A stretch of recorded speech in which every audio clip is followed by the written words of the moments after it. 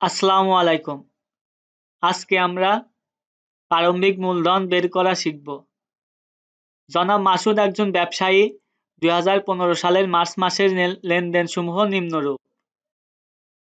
March 1 নগদ 5 লাখ টাকা এবং 2 লাখ টাকার আসবাবপত্র নিয়ে ব্যবসা শুরু করলো।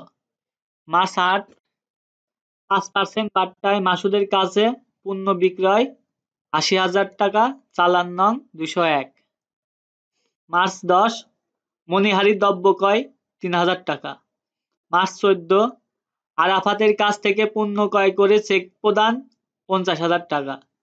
মার্চ 17 মাহমুদের কাছ থেকে 6,000 টাকা ফেরত আসলো। মার্চ 20 ব্যবসায়ের জন্য যন্ত্রপাতি ক্রয় 30,000 টাকা।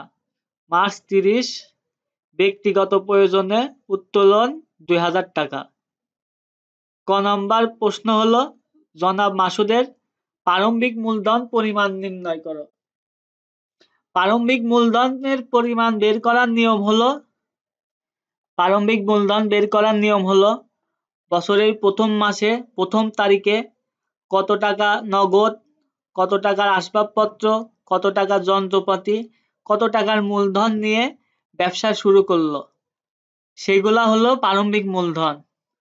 আসুন আমরা দেখি, জনাব মাসুদ মার্চ মাসের 1 তারিখে নগদ 5 লাখ টাকা এবং 2 লাখ টাকার আসবাবপত্র নিয়ে ব্যবসা শুরু করলো।